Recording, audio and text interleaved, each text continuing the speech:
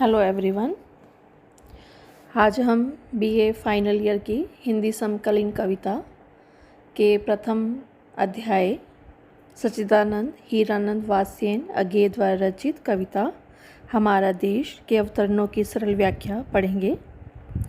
अज्ञे जी हिंदी प्रयोगशीलता और आधुनिक भावबोध के अग्रदूत रहे हैं।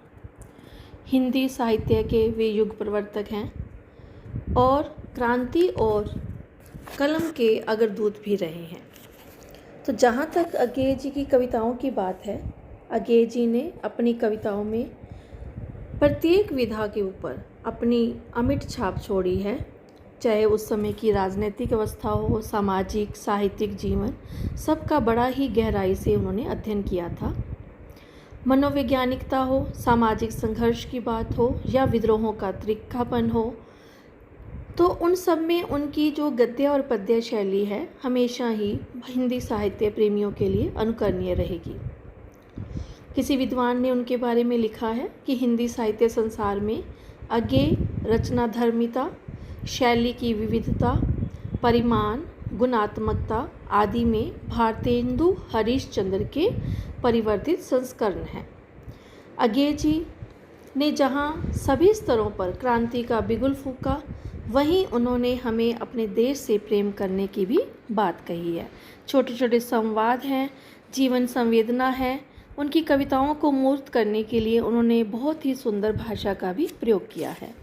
जहाँ तक हमारा देश कविता की बात है, तो हमारा देश कविता में उन्होंने भोली भाली सीधी सादी ग्रामीण जनता पर जो आधुनिक शहरी जीवन का प्रभाव पड़ रहा है उसका वर्णन किया है।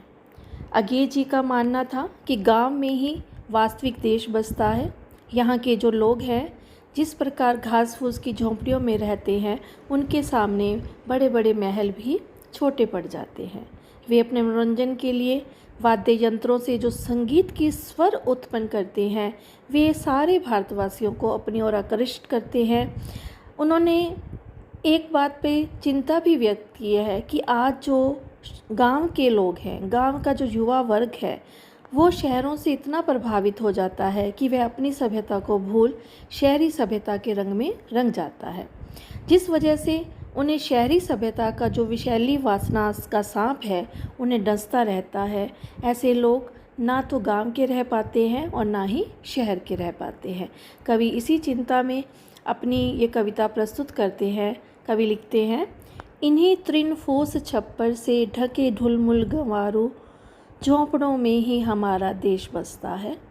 कवि का कहना है कि गांव में जो घास फूस के छप्पर बने हुए हैं, उनमें जो झोंपड़ियां बनी हुई हैं, उनमें सीधे साधे ग्रामीण लोग रहते हैं और इन्हीं ग्रामीणों में, इन्हीं झोंपड़ों में बसने वाले जो लोग हैं, यही हमारा देश है। इन्हीं झोंपड़ियों में ही वास्तव में भारत बसता है, हिंदुस्तान बसता है, और यही हमारे देश की सभ्यता और संस्कृति के प्रतीक है। इनसे भिन्न होकर भारतवासी अपनी कल्पना भी नहीं कर सकते हैं। आगे के अवतरण में, इन्हीं के ढोल माधुर बांसुरी के उमगते सुर में हमारी साधना का रस बरसता है। कवि कहते हैं कि गांव में तरह तरह की जातियां रहती हैं, कबीले रहते हैं, आदिवासी हैं, संथाल हैं।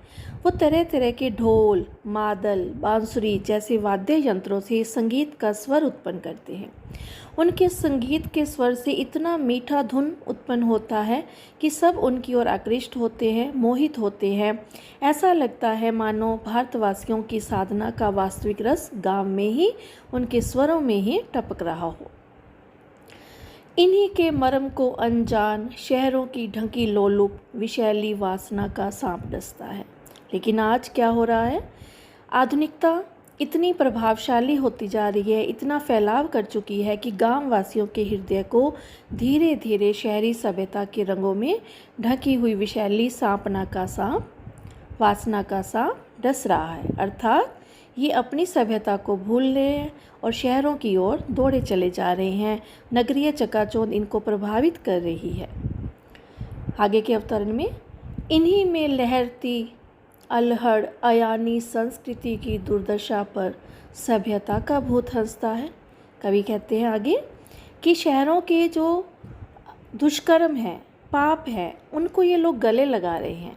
उनसे भोली भाली अल्हड़ संस्कृति धीरे धीरे मिट रही है, पतन की ओर जा रही है, समाप्त हो रही है। और उसे देखकर शहरी सभ्यता का भूत उन नगरीय भोले भाले ग्रामीणों पर हंसता रहता है।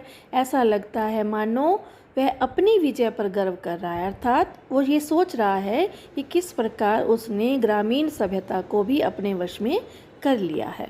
तो इस प्रकार से अज्ञे जी की जो ये कविता है, ये जहाँ हमें नगरीय सभ्यता और ग्रामीण सभ्यता के बीच का जो भेद है उसके बारे में बता रही है, वहीं हमारे भीतर यह प्रश्न भी उत्पन्न करती है, क्या क्या सचमुच ही शहरों में इतना विकास है कि ग्रामीण जो है वो अपनी वास्तविकता को भूलकर शहरों की तरफ पलायन कर रहे हैं। तो एक चिंतनीय है, हमारे भीतर हम सबको एक तरह से ये प्रेरणा दे रही है